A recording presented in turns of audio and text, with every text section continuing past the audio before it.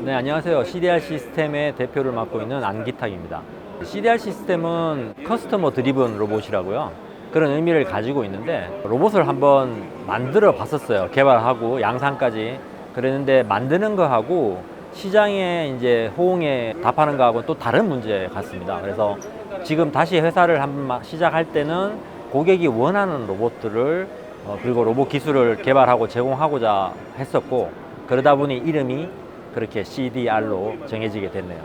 저희들은 로봇을 제조하는 데가 워낙 많아졌기 때문에 제조하는 것보다 이제 로봇을 사용하는 시대가 되었다고 보고 있습니다. 그래서 사용하는 사람들을 위해서 교육을 하자의 콘텐츠를 맞추고 있고요.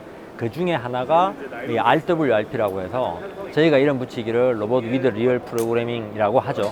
디지털 트윈을 적용해서 지금은 모델들이 이미 설계될 때 3D 파일이거든요. 그래서 3D 모델이 있기 때문에 그것을 디지털 트윈 시뮬레이션 환경으로 옮기는 일단 기초는 다 되어 있다고 보시면 됩니다.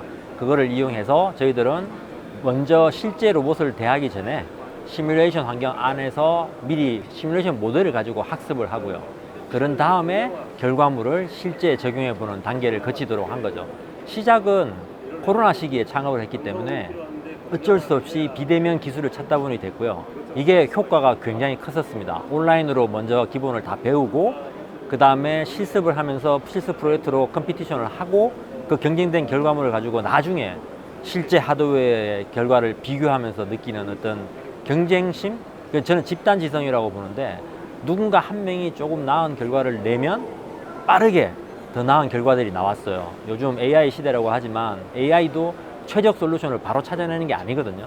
그냥 그 중에 가장 좋은 것을 하나 선택하는 건데, 많은 학생들이 이 기법을 적용해서 로봇을 배울 때 로봇에 대한 사진 지식이 전혀 없었던 사람도 일주일, 요즘 같은 좀 정립된 커리큘럼이면 저는 이틀이면 로봇하고 아무 인연이 없었던 사람도 로봇, 특히 저희들은 로봇 8에 집중하고 있는데 로봇 8을 티칭하고 작업을 시킬 수 있다, 이렇게 자신을 하고 있습니다.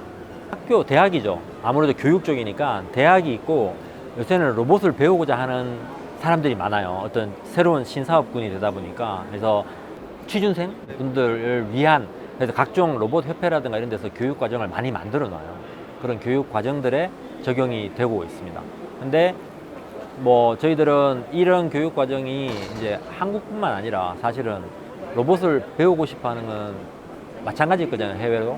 그래서 해외로 컨텐츠를 다 영문화 시킨 다음에 올해 2024년부터 해외 진출을 지금 시작하고 있습니다.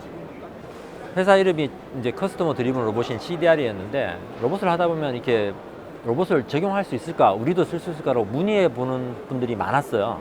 그 중에 하나가 출판이었는데, 일단 로봇 하는 분들은 딱딱하지 않은 소재를 취급하는 부분은 힘들다고 생각합니다.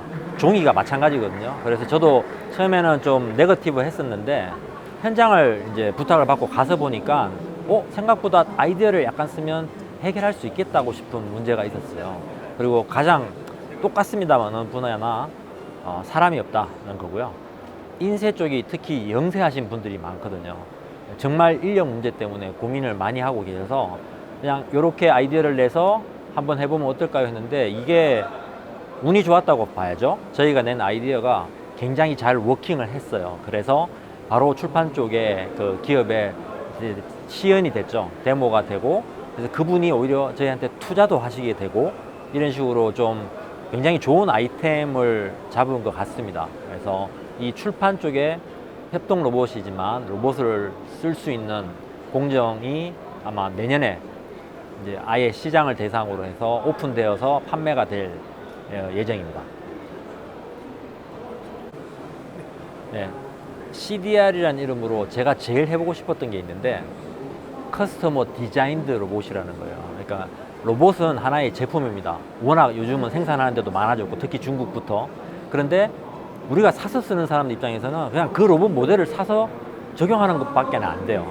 그런데 인천공항에서 한번 인형을 봤거든요. 인형이 잘 움직이길래 저거 어떻게 만들었을까 그랬는데, 알고 봤더니 우리가 흔히 아는 로봇 암에다가 카바를 씌운 거더라고요. 인형 탈을 입힌 거였죠. 저거 괜찮은 아이디어인데, 근데 로봇은 양산을 하기 때문에 그 커버 만드는 게 돈이 많이 들어서 변화를 못 시키는 겁니다. 그런데 쉽게 커버를 만들 수 있는 기술이 있으면 이라는 데 대해서 계속 염두를 두고 있었고, 솔루션을 찾다 보니까 이미 하고 있는 기술이 있었어요. 어딘가 하면 로봇 하는 사람들은 로봇을 잘 움직이는데 포커스를 두잖아요. 가공하는 분들은 캠이라고 하는데, CNC 캠을 하는 분들은 옛날부터 가공을 어떻게 움직여서 입체적인 가공물을 만들까에 대해서 소위 말하는 오랜 경험을 쌓으신 분이죠. 그분들의 솔루션을 로봇하고 접목을 하면이라는 데 생각이 이르렀고요. 찾다 보니까 해외에 또 파트너를 만나게 됐습니다. 캠 쪽의 기업이고요. 이쪽은 로봇이 언젠가는 가공을 대체할 거다. 그 CNC 머신 같이 딱 갖춰진 기계가 아니라 로봇 팔이 사람이 마치 조각하는 것처럼 공간의 제약을 벗어나는 가공의 시대가 올 거다라고 생각하시는 분이었어요. 그러니까 이게 자연스럽게 얘기를 하다가 니즈가 맞아 떨어졌죠. 그래서 마침 그 회사도 완전히 이제 브랜드를 리뉴얼하고 있었고, 저희가 파트너를 하기로 했습니다. 저희가 테스트로 협동 로봇 아음을 가지고 그 소프트웨어를 적용해서 몇 개를 깎아봤어요. 일단은 지금은 스티로폼 재질로 한번 해봤는데 훌륭히 나오고 있습니다. 그래서 올해 말 그리고 내년에는 저희들이 여기 서비스 로봇 많이 돌아다니잖아요. 서비스 로봇의 카바를, 캐릭터를 만약에 커스터머가 원하는 게 있으면 라이선스가 해결됐다는 가정 하에 얼마든지 케이스를 바꾸어 드릴 수 있을 것 같아요. 그런 쇼업을 한번 하게 될 거고, 이 기술은 로봇을 가지고 용접을 한다든가 아니면 3D 형상의 외부를 따라다니면서 폴리싱을 하는 로봇 업계에서 소위 말하는 하이 레벨이라고 생각하는 솔루션도 단숨에 해결할 수 있을 것으로 보입니다. 그래서 저희가 앞으로 보여드릴 그런 결과물이나 기술에 대해서 한번 관심을 가져주시면 재미있을 것 같아요.